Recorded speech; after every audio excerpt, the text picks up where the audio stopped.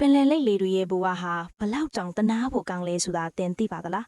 အမေလိပ်မာကြီးကတဲထဲမှာဥဥပေးတာနဲ့အပီးပိုင်ထွက်သွားခဲ့လို့မွေးမလာခင်ကတည်းကသူတို့လေးတွေဟာမိဘမဲ့ထွက်နေကြရတာပါ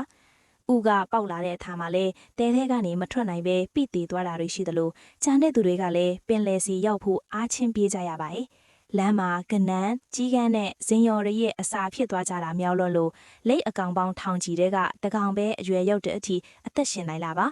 ဒီလိုပဲလူသားတွေမှာလည်းထူးဆန်းတဲ့မျိုးရိုးဗီဇပြောင်းလဲမှုတွေရှိတတ်ပါတယ်။တချို့ကလက်ချောင်းခြေချောင်းပိုပါလာတာမျိုးတချို့ကတော့စင်ကဲပြောင်းလဲမှုရဲ့လက်ကျန်အမီးတေးသေးလေးပါလာတာမျိုးတွေရှိတတ်တယ်လို့တကူလုံးမှာနှုတ်သီးကောင်းလုံးကူလေးကူပါလာတာမျိုးတွေလည်းရှိပါတယ်။အစမ်းဆုံးကတော့ဘိုက်ထဲမှာကလေးကအမြွာကူတဲကတယောက်ထဲမှာကပ်ပါလာတာမျိုးနဲ့သွားတွေကမထင်မှတ်ထိုင်တဲ့နေရာတွေနောက်ဆုံးဦးနောက်ထဲမှာအထိပေါက်နေတာမျိုးတွေထိရှိတတ်ပါတယ်။နောက်ဆုံးတစ်ခုကတော့ရေထဲမှာတနတ်ပြည့်ရင်ဘာဖြစ်မလဲဆိုတာပါ။သင်ဟာရေထဲကိုခုန်ချပြီးပုန်းနေမယ်ဆိုရင် rifle လိုအားပြင်းတဲ့တနတ်တွေကပိုပြီးအန်တူရဲကင်းပါတယ်။ဘာလို့လဲဆိုတော့ကြည်စံကမြန်လွန်းတဲ့အထွက်ရေမျက်နှာပြင်နဲ့ရိုက်မိတာနဲ့အစိတ်စိတ်အမွှားမွှားကွဲထွက်သွားလို့ပါ။ပစ္စတိုနဲ့ပြည့်ညင်တောင်ကြည်စံဟာရေရက်ခုခံမှုကြောင့်1မီတာလောက်ပဲသွားနိုင်ပြီးရက်တန့်သွားမှာပါ။ဒါကြောင့်ရေအောက်3မီတာလောက်မှဆိုရင်သင်ဟာလုံးဝလုံခြုံနေပြီလို့ပြောလို့ရပါတယ်။